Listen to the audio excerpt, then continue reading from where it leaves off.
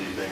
This one is a very rapid moving issue, and we do need to move very quickly on this.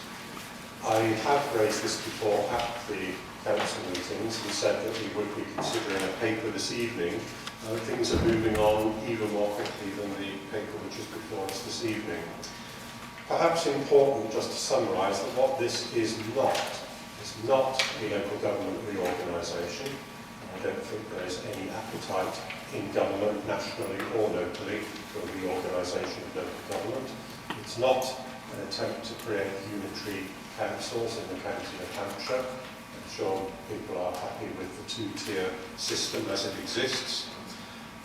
And it is not about local councils losing any of their powers or responsibilities to some other body somewhere, i.e. a combined authority. So that's what it's not. What about what it is?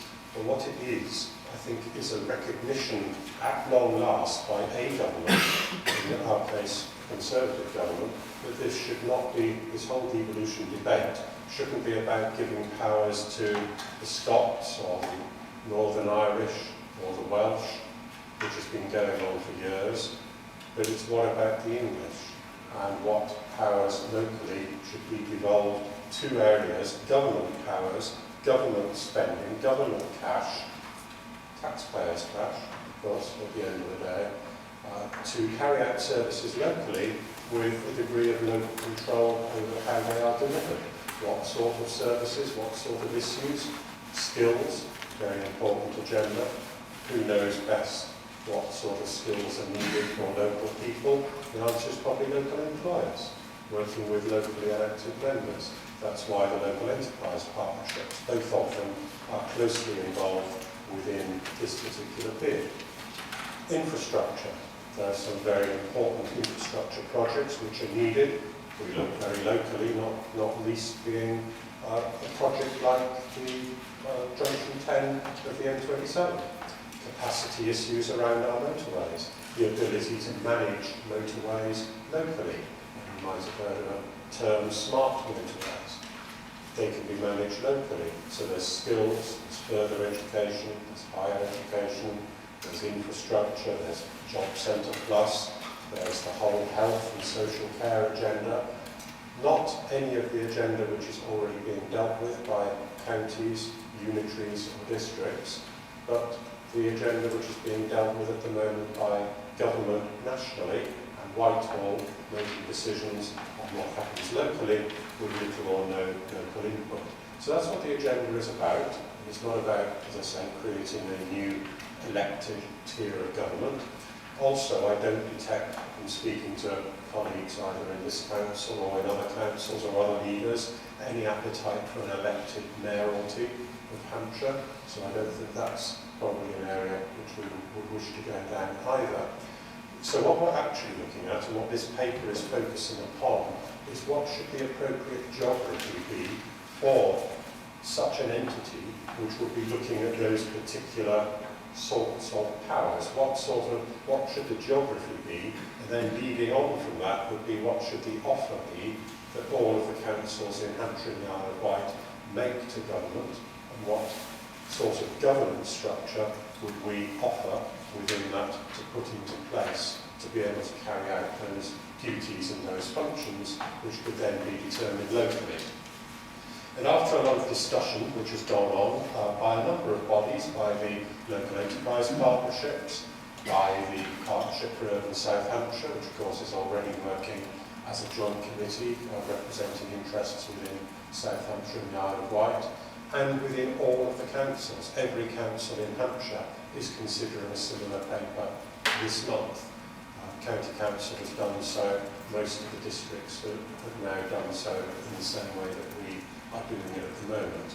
And the geography which is being suggested is Hampshire and the Isle of Wight, and that is Hampshire in its broadest sense, which includes the cities of Southampton and Portsmouth, which I think is what most people would recognise as Hampshire and the Isle of Wight. So that's the geography that we're looking at. But to be completely open with members, of course at the time this paper was written, that's about as far as it had got. and there's a letter attached at the back of the paper, which was a provisional agreement reached at the meeting of the Hampshire and Isle of Wight Local Government Association, which of course is exactly the same geography as is being proposed, and includes the leaders of all of the councils in Hampshire and the Isle of Wight. At that meeting, a view was given with the proviso that every council would need to make that decision itself before that in any way became binding. But matters have moved on since that Hampshire and Isle of Wight Local Government Association meeting, such that a steering group of leaders was set up following that particular meeting, and that group of leaders comprises the leaders of the 3 unitary councils, the leader of the county council, and 2 district leaders, one representing the northern districts, and that's the leader of Basingstoke, and one representing the southern districts, and that is me. And we have met as a steering group as well. In fact, we met last night. And the reason these meetings are now coming hard and fast is that the government requires, and the Chancellor is saying, we need to get our bid in, our expression of interest, or statement of intent, I think is the phrase that we're using, by the 4th of September. So what that doesn't give is a great deal of time. So that statement of intent is also now being put together, and I will ensure that that gets circulated very rapidly to members, as it will be going around all councils. I haven't got the final draft yet. I expect to get it tomorrow, and that letter is going to go off to Greg Clark, the Secretary of State in Communities and Local Government, tomorrow. And that was our deadline for doing it. And then, of course, and that doesn't look at governance in any way, shape or form. It's simply looking at the sorts of matters which would be included in an offer to form a combined authority. Then, of course, that negotiating committee, that small group of leaders, would then be sitting down with ministers and civil servants and running through them.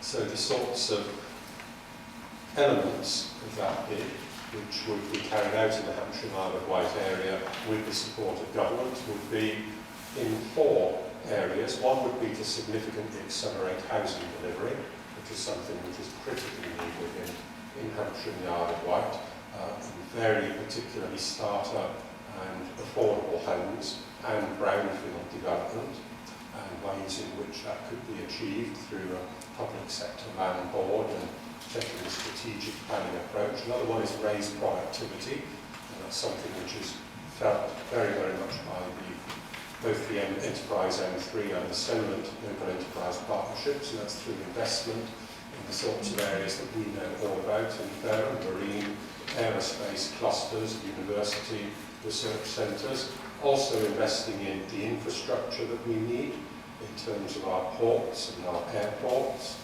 and transforming public service delivery as well. And that's looking at a new model for health and social care integration, sharing more services, more premises, more staff, and helping deliver a secure future.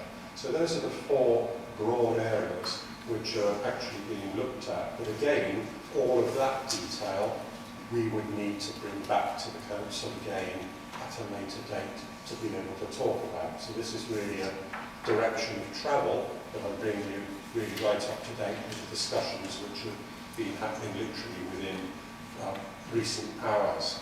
And terming it, of course, not surprisingly, a southern powerhouse. And we know the government is looking for something in the south to fend off the Chancellor's huge interest in a northern powerhouse. Of course, his constituency is in that part of the world. We're looking at trying to create a southern powerhouse locally. And huge focus, as I say, on marine, aerospace, high technology, trade, housing, employment, education, skills, all these things on which we are done to, rather than deciding what will happen in the local area. The LEPs would be significantly involved. A lot of infrastructure issues would go along with it, and of course, hopefully, a lot of government funding which would need to go with it as well. So depending on how the discussions go this evening, the idea is that I would put my signature to that statement of intent as well, ready to go off tomorrow. So the geography issue is an important one, and it was the original purpose of putting this item on the agenda this evening.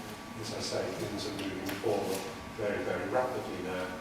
Hopefully, Mr. Mayor, that gives members a flavour of how things are progressing, but underlining again, finally, it's not about elected mayors, it's about new structures and councils and unitaries, reorganisations, sucking powers up from districts or counties or unitaries. It's all about our ask of government as to what can be brought down for decision making locally. And a final comment on governance, and the devil will really be, I'm sure, in that detail, but the statutory requirement is that the combined authority, the board, in fact it would look something very much like the Push Job Committee. It would be one leader, one vote from every district, unitary and county council within the Hampshire and Isle of Wight combined authority. So that is how decisions will be taken.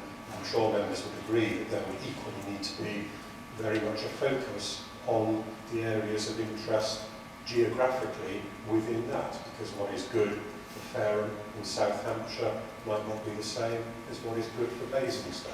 So we need to make sure very, very clearly that there is a southern element and a northern element to any future governance structure, such that we will be involved in making decisions which particularly affect the south. So it might not be health and social care, it's clearly a much broader issue, but when it comes to key infrastructure projects and investment in things like the bypass to Stubbington, the motorway junction for Wellbourne, and all of the other things that we would wish to see locally, I'm sure members would wish to see those decisions taken even closer to Fareham rather than to the entirety of the country right away.